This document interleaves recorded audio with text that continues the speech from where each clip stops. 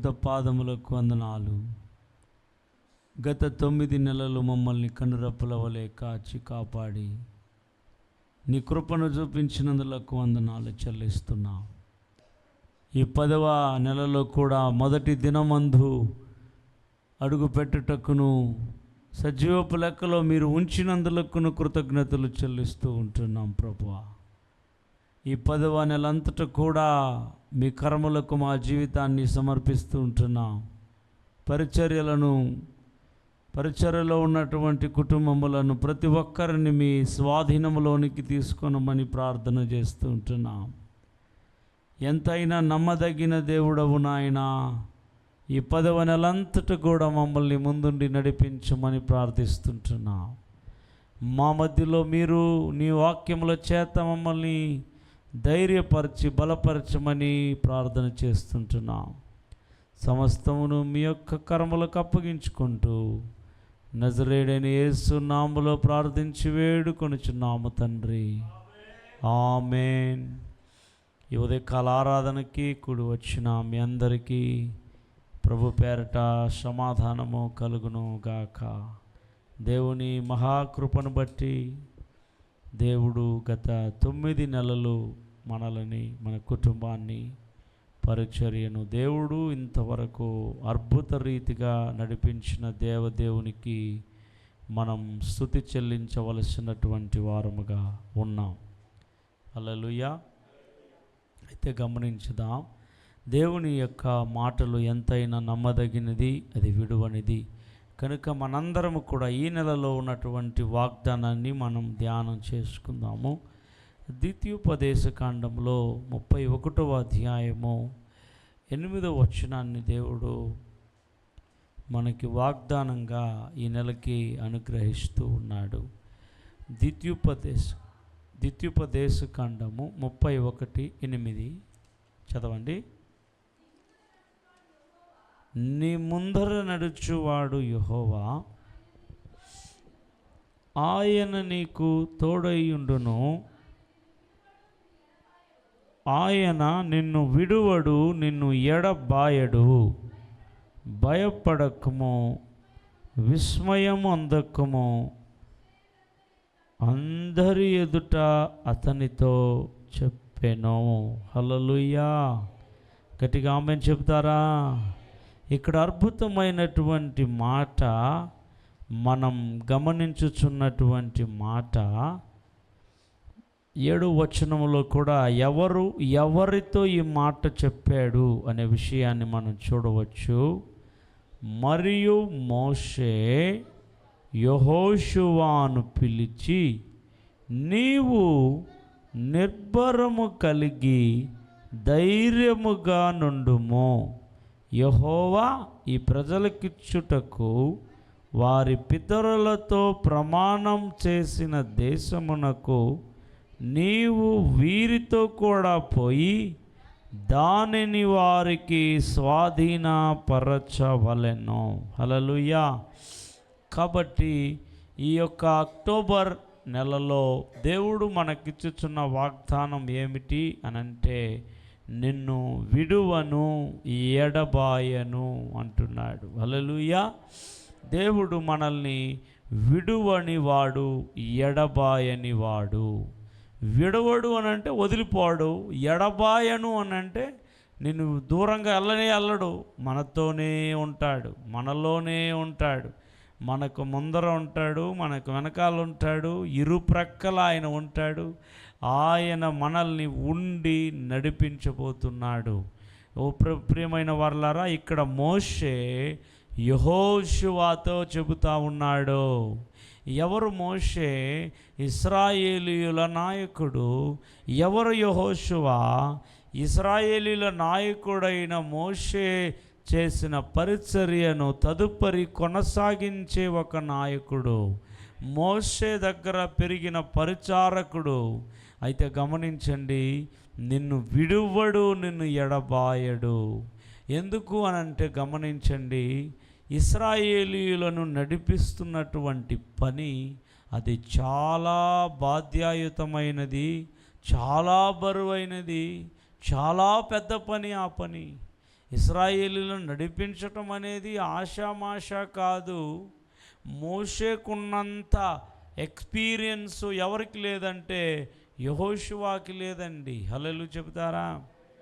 ఎందుకు అని అంటే మోషే బాగా రాటు తేలినవాడు, ఐగుప్తు అంతటా బాగా ఎరిగినవాడు, అరణ్య జీవితాన్ని బాగా ప్రాక్టీస్ చేయబడినవాడు. అందుకని ఐగుప్త జీవితాన్ని తట్టుకొని నిలబడగలడు, అరణ్య జీవితాన్ని కూడా తట్టుకొని నిలబడగలడు. ఎందుకంటే ఈ రెండిటిని బ్యాలెన్స్ చేసిన నాయకుడు యెహోషువ అన్నమాట.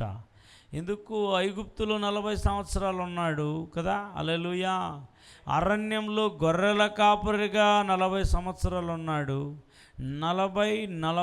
80 సంవత్సరాలు ప్రియమైన వారలారా, ఒక గుడ్ ఎక్స్పీరియన్స్. ఎందుకనంటే ఇశ్రాయేలు నడిపించటానికి ఈ 80 సంవత్సరాల ఎక్స్పీరియన్స్ ద్వారా ఇంకో 40 సంవత్సరాలు ఇశ్రాయేలు నడిపించగలిగాడు. చూడండి, చాలా అమోఘమైనటువంటి పరిచర్య అది. అయితే నో ప్రాబ్లం, రెండు రకాల ఎక్స్పీరియన్స్ని మోషే ప్రాక్టీస్ చేస్తున్నాడు. అయితే గమనించండి, కానీ అతని దగ్గర పెరిగిన యెహోషువ తదుపరి ఇశ్రాయేలీయుల్ని కొనసాగించి కానానులోకి నడిపించాలి.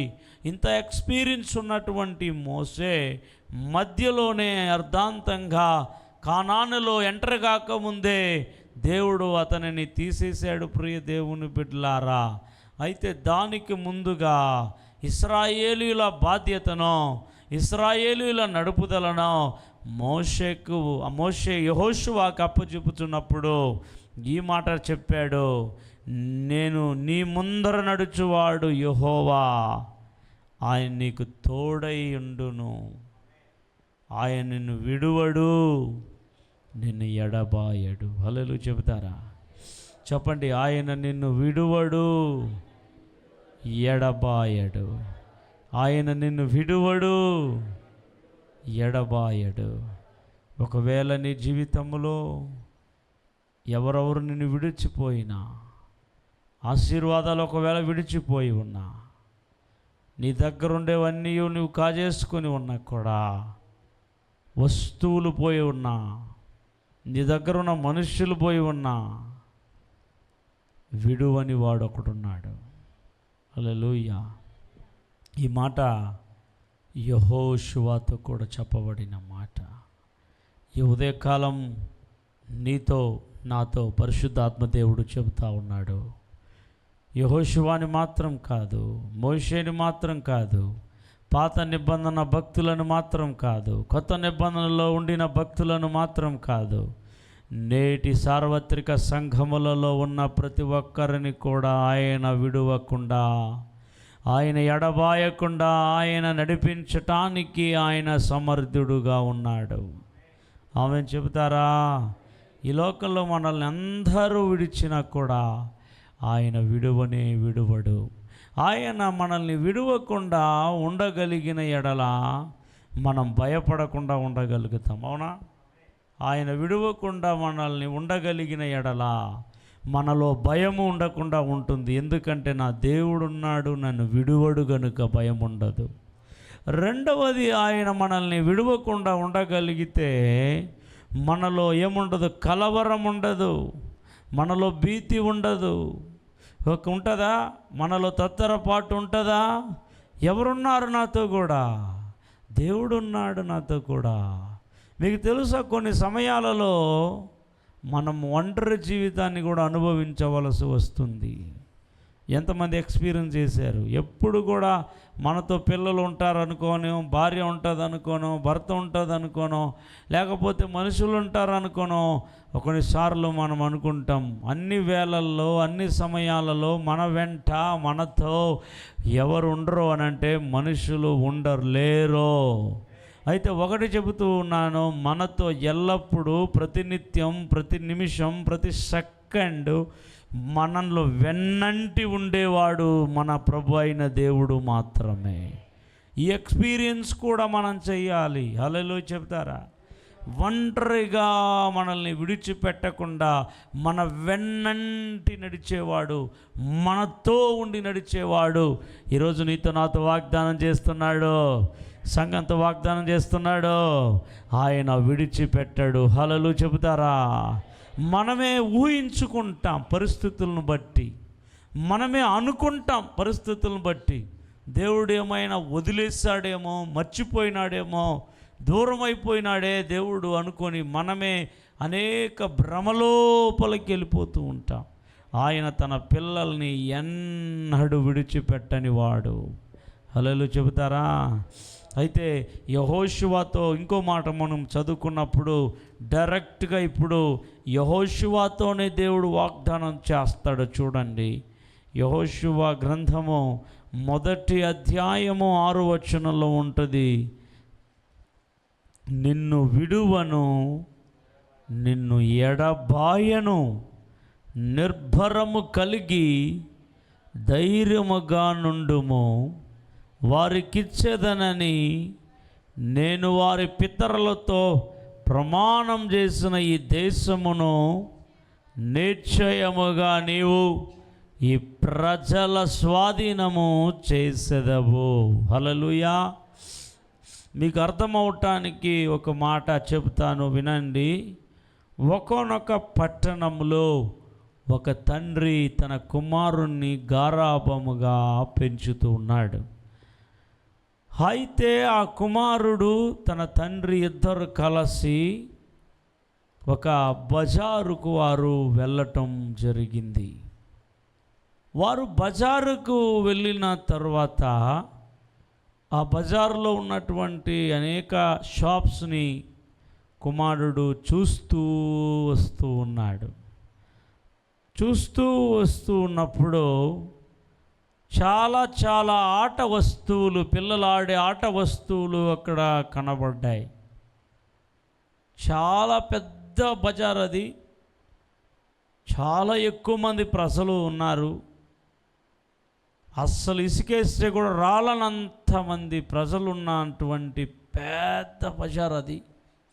అలాంటి దాంట్లో కుమారునికి ఆట బొమ్మల్ని చూసుకుంటూ ఉన్నప్పుడు ఆట బొమ్మల మీద చాలా ఆశ కలిగి వాళ్ళ తండ్రితో అన్నాడు, నానా నాకు ఆడుకోవడానికి ఆట బొమ్మ కావాలి అన్నాడు.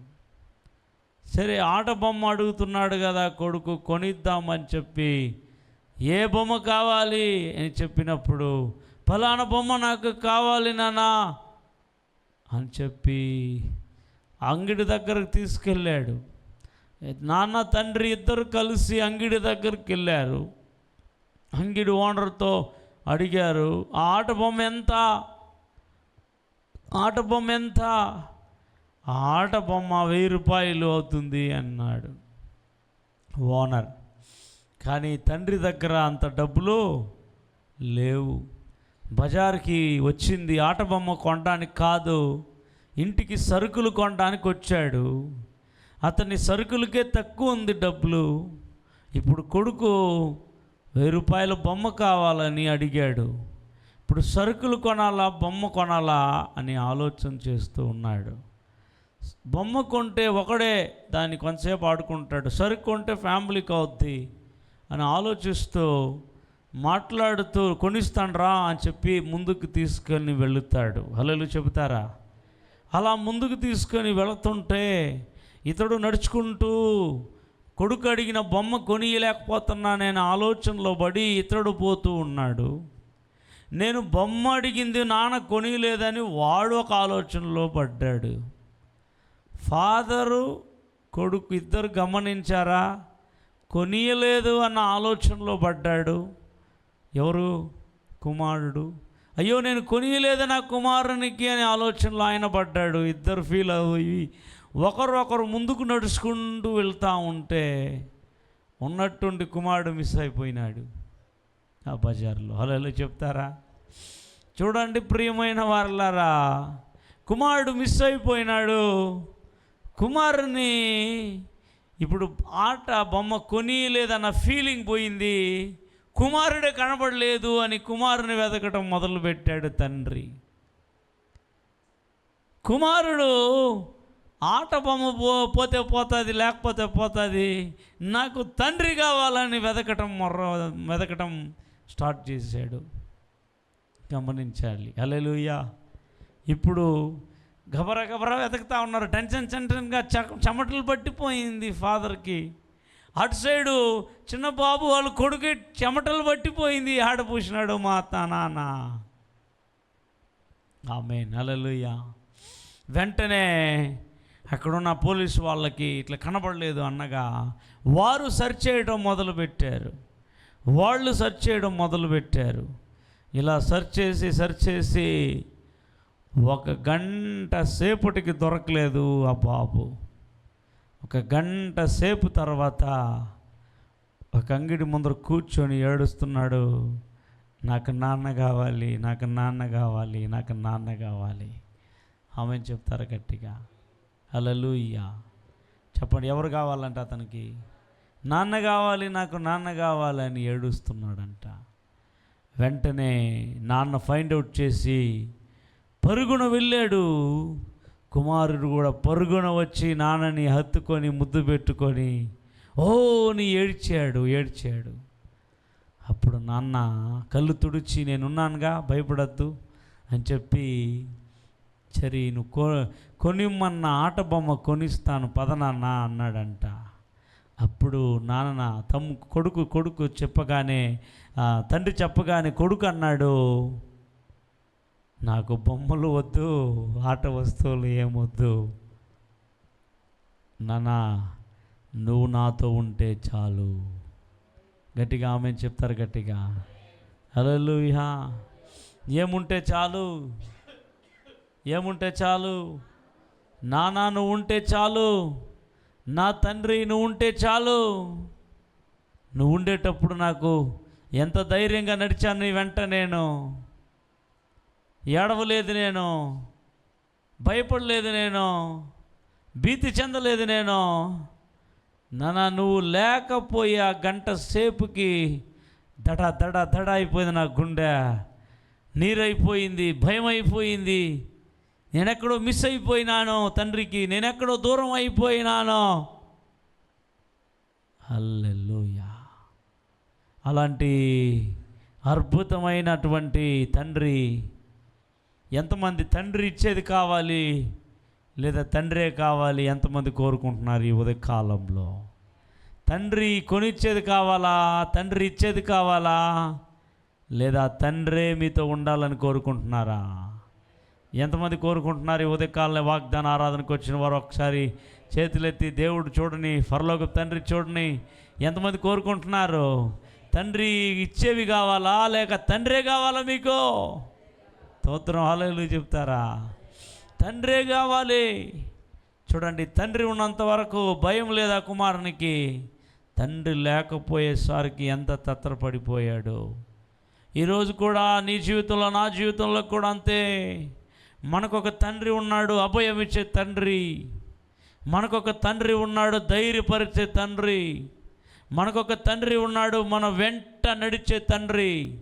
మనకొక తండ్రి ఉన్నాడు, ప్రతి ఆపదల నుండి తప్పించే తండ్రి. ఆయనే ఈ అక్టోబర్ నెలలో ఈ 1 తారీఖులో వాగ్దానం చేస్తున్నాడు, నిన్ను విడువను కుమార్తె, నిన్ను విడువను, నా కుమారుడా నిన్ను విడువను అంటున్నాడు. నువ్వు ఆయనతో వెంట నడవడానికి సిద్ధమేనా? నువ్వు ఆయనతో అంటిపెట్టడానికి ఇష్టపడుతున్నావా? నువ్వు ఆయనను అంటిపెట్టుకొని నడవగలిగిన ఎడలా ఈ నెల మాత్రం కాదు, ఈ భూమి మీద బ్రతుకు దినములన్నిట దేవుడు నిన్ను విడువక కాపాడగలడు. ఆయన నిన్ను విడువకుండా నడిపించగలిగిన ఎడలా, ఆయన నీ వెంట నడవగలిగిన ఎడలా, ఆయన నీ ముందర నడవగలిగిన ఎడలా, ఆయన నీ వెనుక పార్శ్వలో నడవగలిగిన ఎడలా ఏ కీడు దరికి రాదు. ఒకవేళ అలా కీడు దరికి వచ్చినా ఆ కీడులో పడిపోకుండా తండ్రి నీతో ఉన్నాడు, కాపాడుతాడు. అపవాది నిన్ను శోధించాలని ప్రయత్నం చేసినా ఆయన నీ వెంట ఉన్నాడు కనుక అపవాది క్రియలన్నిటినీ లయము చేస్తాడు. ఈ ఉదయ కాలంలో ఈ వాగ్దాన ఆరాధనకు వచ్చిన నీతో ప్రభువారు అంటున్నాడు, నిన్ను విడువను ఎడబాయను. హల్లెలూయా చెబుతారా? హల్లెలూయా. అలాగే జరిగింది ప్రియమైన దేవుని బిడ్డలారా. యెహోషువ జీవితంలో అలాగే జరిగింది. యెహోషువను దేవుడు విడవలేదు, యెహోషువను దేవుడు ఎడబాయలేదు. సక్సెస్ఫుల్ లీడర్, బాధ్యాయుతముగా, అద్భుతముగా ఇక్కడ రాయబడి ఉన్నది. ఆ యెహోషువ గ్రంథం 1వ అధ్యాయము 6వ వచనంలో, నిన్ను విడువను, నిన్ను ఎడబాయను, నిర్భరము కలిగి ధైర్యముగా ఉండు, నిర్భరము కలిగి ధైర్యముగా ఉండు. ఎందుకనంటే ఆయన మనతో ఉన్నాడు కాబట్టి. ఇంతవరకు భయపడ్డావేమో, ఒకవేళ మీ ఫ్యామిలీ లైఫ్ను బట్టి, మీ పిల్లల లైఫ్ను బట్టి. దేనికి భయపడవద్దు, ధైర్యంగా ఉండు. ఆయన నీ ముందర ఉన్నాడు, ఆయన వెనకాల ఉన్నాడు, ఇరుపక్కల ఉన్నాడు. విశ్వాసించేవారు ఆమేన్ చెప్పండి. హల్లెలూయా. ఆయన విడువడండి, ఆయన ఎడబాయడు. ఒక్క వాగ్దానం చేశాడు అనంటే అలాగే ఆయన నడిపించటానికి దేవుడు సమర్థుడుగా ఉన్నాడు. కొన్ని ఆయన విడువకుండా, ఎడబాయకుండా ఉండగలిగితే జరిగే అద్భుతాలు చాలా చాలా సాహసమైన అద్భుతాలు జరుగుతాయి. హల్లెలూయా. అలాంటి ఒక అద్భుతాలలో మనము చూచినప్పుడు ప్రియ దేవుని బిడ్డలారా, యెహోషువ గ్రంథములో మనం చూద్దాం. 5వ అధ్యాయంలో ఆయనతో కూడా ఉన్నాడు ఆయన. చూడండి ఎలాగా 13-14 వచనంలో, యెహోషువ 5వ అధ్యాయంలో, యెహోషువ యెరికో ప్రాంతముననున్నప్పుడు అతడు కనులెత్తి చూడగా దూసిన కత్తి చేత పట్టుకొని ఉన్న ఒకడు అతని ఎదుట నిలిచి ఉండెను. యెహోషువ అతని యొద్దకు వెళ్ళి, నీవు మా పక్షముననున్నవాడా, మా విరోధుల పక్షముగానున్నవాడా అని అడుగగా అతడు, కాదు, యెహోవా సేనాధిపతిగా నేను వచ్చి ఉన్నాననెను. యెహోషువ నేల మట్టుకు సాగిలపడి నమస్కారము చేసి, నా ఏలిన వాడు తన దాసునికి సెలవిచ్చినదేమని అడిగెను. హల్లెలూయా చెబుతారా? ఇక్కడ ఒక సేనాధిపతిని చూస్తుంటున్నాడు యెహోషువ. ఒక సేనాధిపతిని చూస్తుంటున్నాడు. ఎవరా సేనాధిపతి? దూసిన కత్తి చేత పట్టుకొని నిలబడుతూ ఉన్నాడు. ఈ కత్తి చేత పట్టుకొని నిలబడిన సేనాధిపతిని చూచి యెహోషువ అంటూ ఉన్నాడు, నీవు మా పక్షముగానున్నవాడా, మా విరోధుల పక్షముగానున్నవాడా అని అడిగినప్పుడు దేవుడు అంటాడు, ఏమని అంటున్నాడు? యెహోవా. అతడు, కాదు, యెహోవా సేనాధిపతిగా నేను వచ్చి ఉన్నాను. హల్లెలూయా చెబుతారా? ఎవరి పక్షాన ఉండడానికి, ఎవరి పక్షాన సాయం చేయడానికి? ఎస్, యెహోషువ పక్షాన, తన ప్రజల పక్షాన ఆయన నిలవబడి యుద్ధములు చేయుటకు, నిలవబడి యుద్ధములను జరిగించుటకు సేనాధిపతిగా యెహోషువ పక్షాన దిగి వచ్చాడు. అదిదా నిన్ను విడువను అన్నాడు, నిన్ను ఎడబాయను అన్నాడే. ఆ దేవుడు వదిలేస్తాడా, మర్చిపోతాడా? ఎందుకు వదలడు, ఎందుకు మర్చిపోడు అనంటే, వాగ్దానం చేసింది మనిషి కాదు, సర్వాధికారి అయిన దేవుడు. వాగ్దానం చేసింది మనిషి కాదు, సృష్టికర్త. వాగ్దానం చేస్తే ఆ వాగ్దానాన్ని మరచిపోడు ఆయన. ఆయన విడువడు ఆ వాగ్దానాన్ని. ఆ వాగ్దానానికి వ్యతిరేకంగా ఏం చేయజాలడు ఆయన.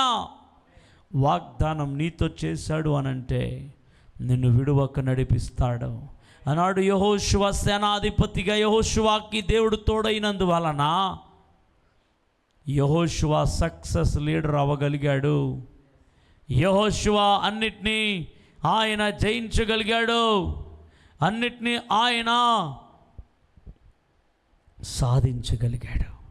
హల్లెలూయా చెప్తారా? ఆమేన్, హల్లెలూయా. అవును ప్రియ దేవుని బిడ్డలారా, మనం కొన్ని మాటలను చదివినప్పుడు ఆయన చాలా మిరకిల్స్ ఆయన ద్వారా జరిగినది. నెంబర్ 1, మొట్టమొదటగా యెరికో యోర్దాను ఏకరాశిగా మారినది. జనులు దాటిపోకుండానట్లు, నీళ్లు వేగముగా పైనుండి వస్తున్న నీళ్లను దాటజాలకుండునట్లు, అడ్డుగా ఆటంకముగా దాటకుండునట్లు ఉన్నటువంటి నీళ్లను ప్రజలు దాటునట్లుగా దానిని దేవుడు ఆపి ఏకరాశిగా మార్చగలిగాడు. హల్లెలూయా చెబుతారా? దేవుడు తోడుంటే అసాధ్యమైన వాటిని సుసాధ్యం చేయగలడు, దాటలేని వాటిని దాటించగలడు. హల్లెలూయా చెబుతారా?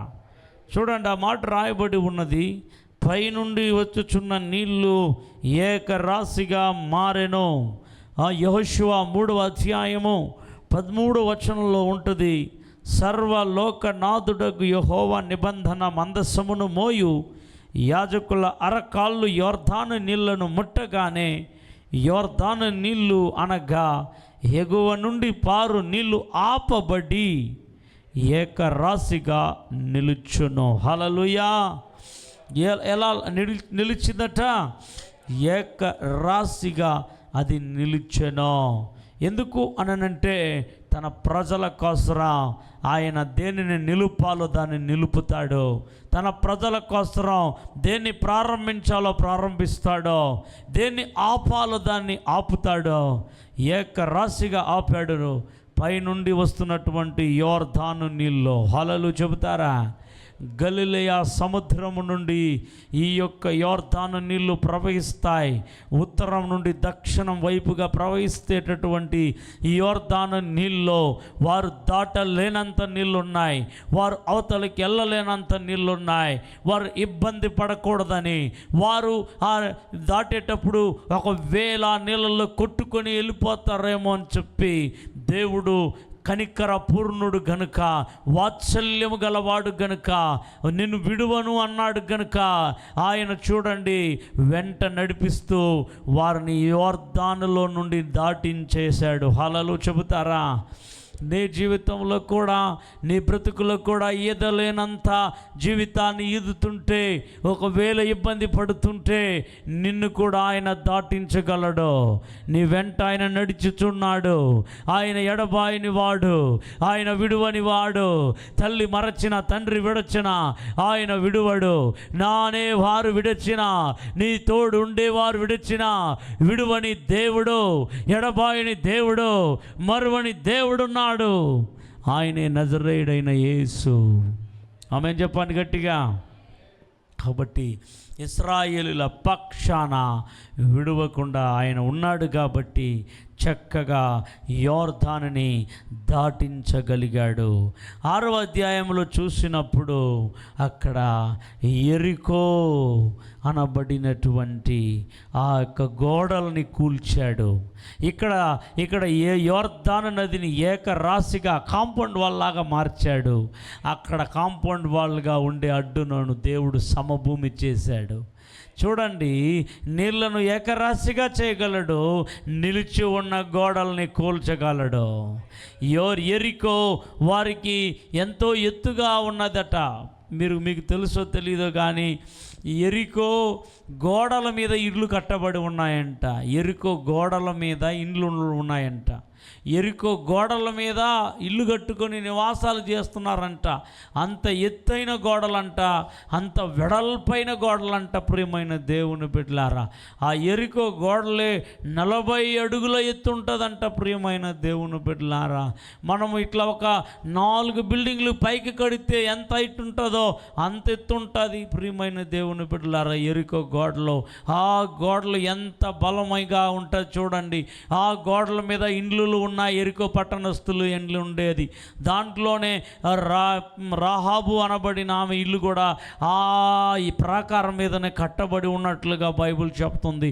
అంత స్ట్రాంగ్ అయినటువంటి ఇండ్లు, అంత బలమైనటువంటి పునాదులు వేయబడిన ఆ ఎరికో గోడలో తన ప్రజల నిమిత్తమై, తన వారి నిమిత్తమై దేవుడు దాన్ని కూల్చి సమభూమిగా మార్చాడు.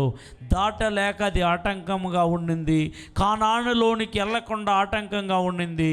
దేవుడు దాన్ని కూల్చి ప్రజలని కానానికి దాటించగలిగిన దేవుడు. చప్పట్లు కొట్టి దేవునికి స్తోత్రములు చెల్లిద్దాం. హల్లెలూయా. దేవుడు ఆయన విడవకుండా, ఎడబాయకుండా ఉంటే ఆయన చేసే అద్భుతాలు, మొదటిది ఆయన యోర్దాను నదులను ఏకరాశిగా మార్చి నడిపిస్తాడు. రెండవది యెరికో గోడల్ని కూల్చి ఆయన తన ప్రజల్ని ముందుకు నడిపిస్తాడు. యెహోషువ 6వ అధ్యాయం మీరు తర్వాత ఇంట్లో కూడా వెళ్ళి మీరు చదువుకోవచ్చు. యెహోషువ గ్రంథము 6వ అధ్యాయములో 20వ వచనం మొదలుకొని 25 వచనం వరకున్న వాక్య భాగాల్ని మీరు ఇంట్లో వెళ్ళి చదివి చూచినప్పుడు ఆయన సమస్తమును కాల్చి వేసెను అని మనం చూస్తూ ఉన్నాం. హల్లెలూయా. గట్టిగా ఆమె చెబుతారా? అలాగే 3వ అద్భుతాన్ని మనం చూచినప్పుడు ఆయన హాయి పట్టణాన్ని జయించి కానాన్లోనికి ప్రవేశించటానికి దేవుడు వారికి సహాయం చేసినట్లుగా మనం చూస్తూ ఉంటున్నాం. 8వ అధ్యాయంలో యెహోషువ గ్రంథంలో హాయి పట్టణాన్ని వారు జయించినట్లుగా మనం చూస్తూ ఉంటున్నాం. 6, 7, 8 వచనాల్లో మీరు ఇంట్లో వెళ్ళి ఆ మాటలు ఒక్కసారి రాసుకొని మీరు ధ్యానించిన ఎడల దేవుడు విడువక ఎడబాయక ఉంటే ఆయన చేసే మిరకిల్స్ ఇలా ఉండబోతుంది. యోర్దానులు ఏకరాశిగా అయిపోతుంది, యెరికో గోడలు కూలిపోతుంది. వారికి వ్యతిరేకంగా నిలబడే రాజ్యాలను దేవుడు కూల్చివేస్తాడు. హాయి పట్టణము దేవుడు కూల్చివేశాడు, హాయి పట్టణాన్ని కాల్చివేశాడు, హాయి పట్టణాన్ని తగులుబెట్టేశాడు. తన ప్రజలకు విరోధముగా యుద్ధం చేసిన ఆ పట్టణాన్ని, ప్రియ దేవుని బిడ్డలారా, దేవుడు నిన్ను విడవకుంటే, ఎడబాయక ఉంటే ఆయన చేసే అద్భుతమైన మిరకిల్స్. హల్లెలూయా. చెప్పండి గట్టిగా ఆమేన్. హల్లెలూయా. అది మాత్రం కాదు, మనము చూచినప్పుడు ఆయన నీ వెంట ఉంటే 10వ అధ్యాయం యెహోషువ గ్రంథంలో సూర్య చంద్ర నక్షత్రాలు ఆగిపోయాయి. చూడండి, యెహోషువ గ్రంథం 10వ అధ్యాయంలో ఆ మాట ఒక్కసారి మీరు చూచినప్పుడు ఆయన సూర్యుడు ఆగిపోవాలని, చంద్రుడు ఆగిపోవాలని ప్రార్థన చేశాడు. ఆమేన్. 12, 13 వచనాల్లో మీరు చదవగలిగితే, యెహోవా ఇశ్రాయేలు ఎదుట అమోరీయులను అప్పగించిన దినమున ఇశ్రాయేలు వినుచుండగా యెహోవాకు ప్రార్థన చేశాను. సూర్యుడా నువ్వు గిబియోనులో నిలువుము, చంద్రుడా నీవు అయ్యాలోను లోయలో నిలువుము. జనులు తమ శత్రువుల మీద పగ తీర్చుకొని వరకు సూర్యుడు నిలిచెను, చంద్రుడు ఆగెను అను మాట యాషారు గ్రంథములో వ్రాయబడి ఉన్నది కదా. సూర్యుడు ఆకాశ మధ్యమున నిలిచి ఇంచుమించు ఒక నాడెల్లా అస్తమింప త్వరపడలేదు. హల్లెలూయా చెబుతారా? ఆమేన్. హల్లెలూయా. చరిత్రలో భూమిని దేవుడు పుట్టించిన నాటి నుండి ఇలాంటివి యెహోషువ ప్రార్థనలో జరిగాను. హల్లెలూయా చెప్తండి. ఎంత అద్భుతం కదండి. ఇంచుమించు ఒక నాడెల్లా అస్తమింప త్వరపడలేదు. సూర్యుడు ఎక్కడ ఉండిపోయినాడంట? ఆకాశం మధ్యమున నిలిచి. ఆమేన్. హల్లెలూయా. చరిత్రకారులు కూడా ఒక నాడెల్లా ఎందుకు సూర్యుడు అస్తమించలేదని పరిశోధించారంట. ఇది ఊరక కథ కాదు, ఇది ఊరక ఏదో రాయబడింది కాదు. సూర్యుని కూడా ఆపగలిగినటువంటి దేవుడు. ఆమేన్ చెప్తారా? సూర్యుడు అస్తమించాలా ఖచ్చితంగా. ఆమేన్. అవునండి, ఇక అస్తమించాలి. సన్ రైజ్ అనేది ఖచ్చితంగా ఉంటుంది. ఉంటేనే ఒక డే అవుతుంది. కాలాలు, సమయాలు సూర్య చంద్ర నక్షత్రాల మీద ఆధారపడతాయి. రాత్రి పగులు మనకి ఎలాగా based on sun and moon, అది భూమి దాని చుట్టూ తిరుగుతూ ఉంటుంది. హల్లెలూయా. ఒక బొంగరాన్ని దారంలో కట్టి వేలాడదీస్తే ఒక దారాన్ని కట్టి అలా పెట్టుకొని చూడండి, దాని పాటుకు అది ఏమవుతూ ఉంటుంది, తిరుగుతూ ఉంటుంది. హల్లెలూయా చెప్తారా? అలాగా ఉంటున్నది భూమి, అలాగా ఉంటున్నది ఆకాశంలో వ్రేలాడదీయబడినది. ఆమేన్. శూన్యములో వ్రేలాడదీయబడినది. ఆ వ్రేలాడదీయబడినటువంటి ఆ సృష్టిని చేసింది మన సృష్టికర్త అయిన దేవుడు. హల్లెలూయా చెబుతారా? చూడండి, నిన్ను విడువను, నిన్ను ఎడబాయను. ఆయన విడువకుండా ఉంటే ఏమవుతుంది? ప్రకృతికి మించిన అద్భుతాలు చేస్తాడు. హల్లెలూయా.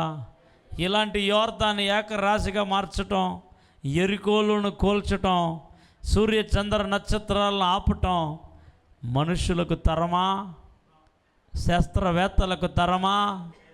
ఈ లోకంలో ఎవరికి కుదరని కార్యాలని దేవుడు మన పక్షాన ఉంటే, నీకు ప్రకృతి అడ్డంగా ఉన్నా, పరిస్థితులు ఆటంకంగా ఉన్నా, నువ్వు దాటలేని వాటిని దాటిస్తాడు, నువ్వు జయించలేని వాటిని జయింపజేస్తాడు. నీకోసరం దేన్ని కావాలన్నా ఆపుతాడు, నీకోసరం దేన్ని కావాలన్నా స్టార్ట్ చేస్తాడు.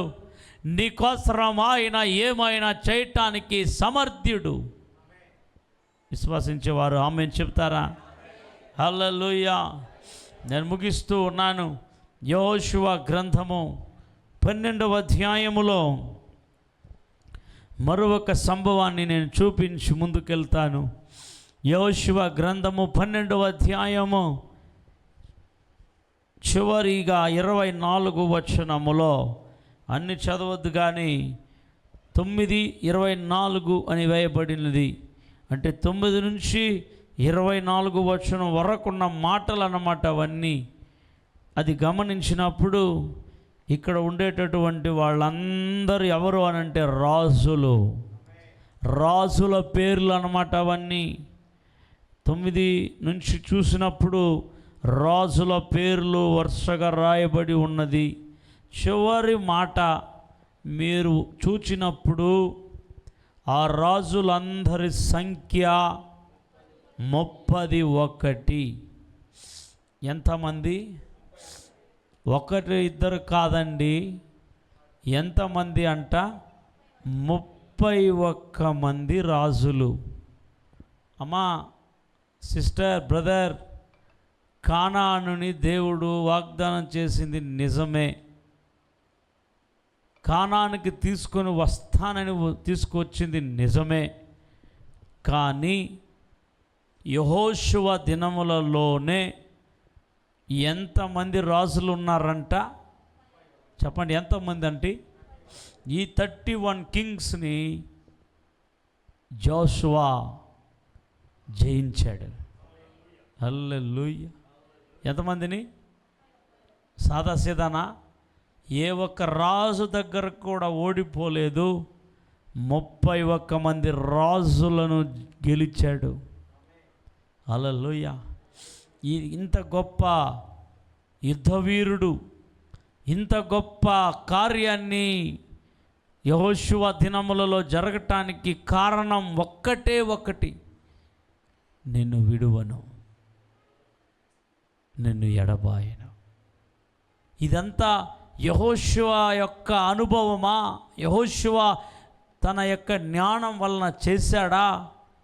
తన అనుభవం వల్ల చేశాడా? చేయలేదు. దేవుడు యెహోషువతో ఉన్నందువలన 31 మంది రాజులను సునాయాసముగా జయించగలిగాడు. ఒక హల్లెలూయా చెప్పరు, ఒక స్తోత్రం చెప్పరు. హల్లెలూయా చెప్తారా? అయితే మీకు ఇప్పుడు అర్థమైంది అనుకుంటాను. ఆయన నీ పక్షములో ఉంటే, ఆయన నీతో ఉంటే, ఆయన నీ ముందర నడిస్తే యోషువ మాత్రం కాదు, నువ్వు కూడా జయించగలుగుతావు. హల్లెలూయా. ఒక 4 సంభవాలు వేగంగా చెప్పాను. మొదటి సంభవము యోర్దాను, యెరికో, హాయి. 4వది సూర్య చంద్ర నక్షత్రాలు ఆపేశాడు. 5వది 31 మంది రాజులను జయించగలిగాడు. అంటే ఏమేం జరుగుతుంది? నీకు వ్యతిరేకంగా లేచే రాజులను, రాజ్యాలను మట్టి కరిపిస్తాడు. నీకు వ్యతిరేకంగా ఉండే గోడల్ని కూల్చేస్తాడు. నువ్వు ముందుకు వెళ్ళని యోర్దానులది లేఖరాశిగా మార్చేస్తాడు. మిమ్మల్ని అణచాలని, ఓడించాలని చూస్తే రాజ్యాలని ఖాళీ చేస్తాడు. నీకోసరం, నీ వెంట ఆయన ఉన్నందువలన, నీకు వాగ్దానం చేసినందువలన. అదే 5వ అధ్యాయము యోషువ 1:5లో అది చెప్పాడు. నీవు బ్రతుకు దినములన్నిటను ఏ మనుష్యుడును ఎదుట నిలవనేరడు. అంతే. నీ ముందర నిలిచే దమ్ము, ధైర్యం ఎవడికి ఉండదో. ఎంతమంది రాజులు కట్టగట్టుకొని వచ్చినా, ఎంతమంది రాజులు నిలబడినా, ఆయన పక్షాన ఉన్నవాడు సర్వశక్తి గలవాడు. అందుకే చదివాం, యెహోవా సేనాధిపతి కత్తి దూసి నిలబడి ఉన్నాడు. యెహోవా సేనాధిపతిగా ఆయన నిలబడి ఉన్నాడు. ఆ సేనాధిపతి యెహోషువకి తోడయ్యాడు. అందువలనే యెహోషువ సక్సెస్ లీడర్. అందువలనే జనాలు కానానుని పొందుకోగలిగారు. ఈ కానానుని పొందుకోవడం చిన్న పని కాదు. 31 మంది రాజుల్ని జయించారు. ఎరుగో గోడలను కూల్చారు. యోర్దానులది ఏకరాశిగా మార్చారు. ఎన్నో సాహస కార్యాలు జరిగాయి. దేవుడు ఉంటే వారి జీవితంలో మాత్రం కాదు, ఈ వాగ్దాన ఆరాధనకు వచ్చిన నీతో కూడా దేవుడు మాట్లాడుతున్నాడు. ఆమేన్. హల్లెలూయా. చివరికి ఒక్క మాట చదువుకొని ప్రార్థన చేసుకుందాం. హెబ్రీయులకు రాసిన పత్రిక 13వ అధ్యాయం 6వ వచనంలో కూడా ఒక మాట ఇలా రాయబడి ఉంటున్నది.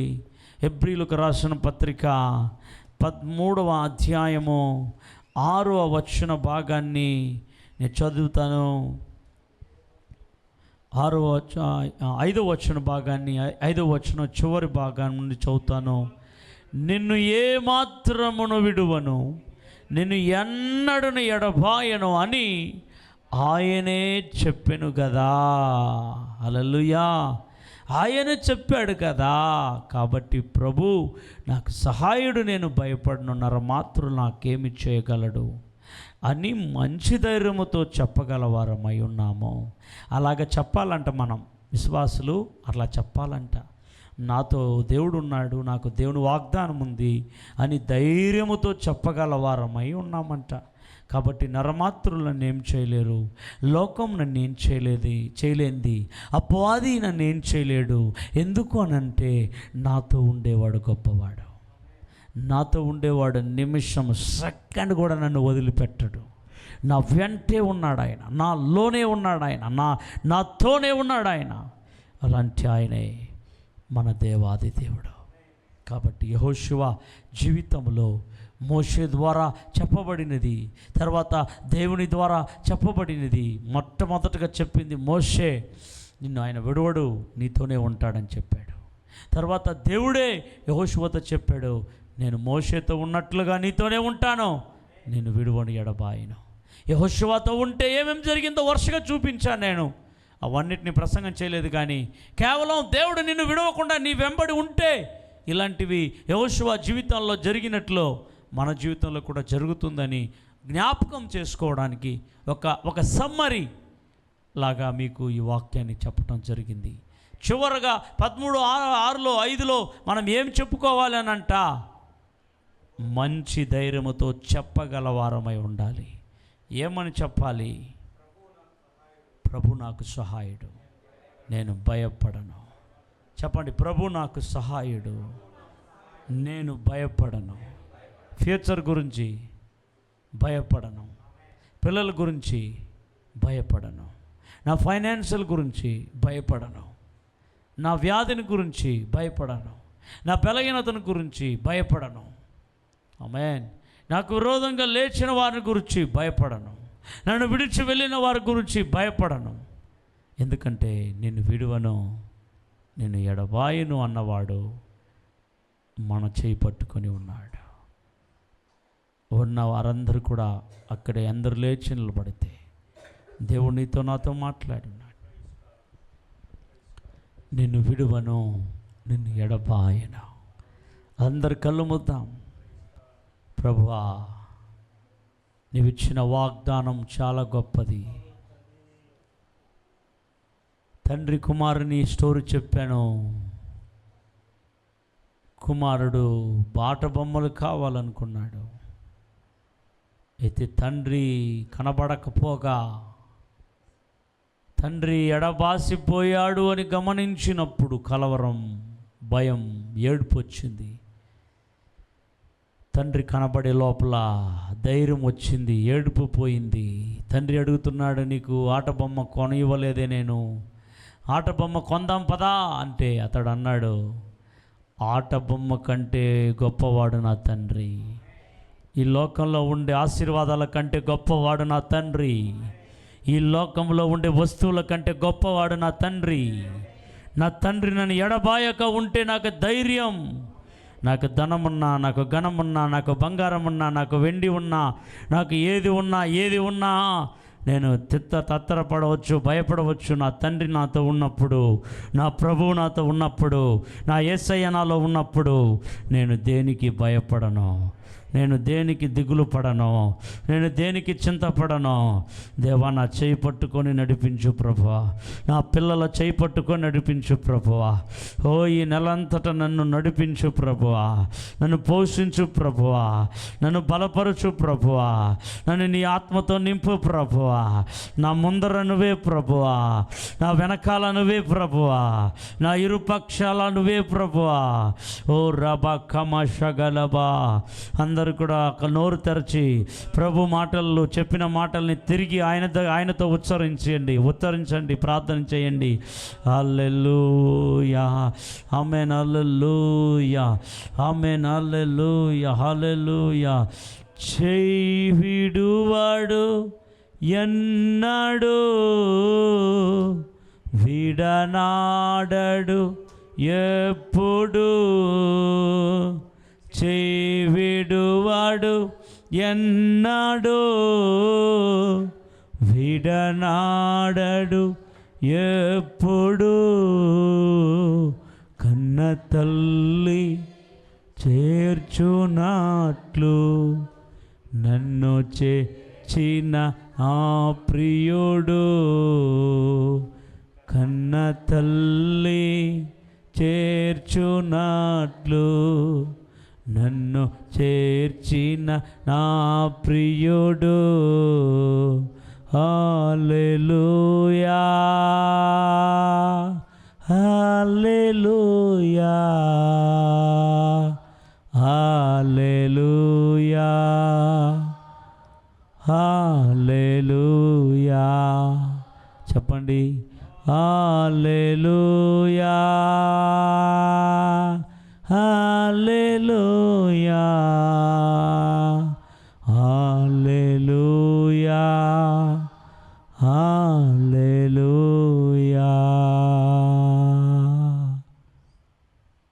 ప్రభువా, విడువని ప్రభువా, ఎడబాయని ప్రభువా, మరువనన్న ప్రభువా, కాపాడిన ప్రభువా, కరుణించిన ప్రభువా. ఎన్ని యోర్దానులున్నా, ఎన్ని ఎరుకోలున్నా, ఎన్ని హాయిలు లేచినా, 31 మంది రాజుల వలె లేచిన కాలాలు, సమయాలు, మనుషులు ఎవరు లేచినా మీరు మా పక్షమందున్నారు, మీరు మా చేతులు పట్టుకొని ఉన్నారు, మీరు మా వెంట ఉన్నారు, మీరు మాలో ఉన్నారు. భయపడము, దిగులు పడము, ఓ తండ్రి కలవరపడము. మీరు మాతో ఉన్నందులకు వందనాలు. మీరు మాట్లాడిన శ్రేష్టమైన వాగ్దానమునకు వందనాలు. ఆ వాగ్దాన్ని నమ్మి చేతబట్టుకొని ముందుకు వెళ్ళబోతున్నా. సమస్తమును మీ కర్మలకు అప్పగించుకుంటూ ఉన్నాం. యేసు నామములో ప్రార్థించి వేడుకొనుచున్నాము తండ్రి.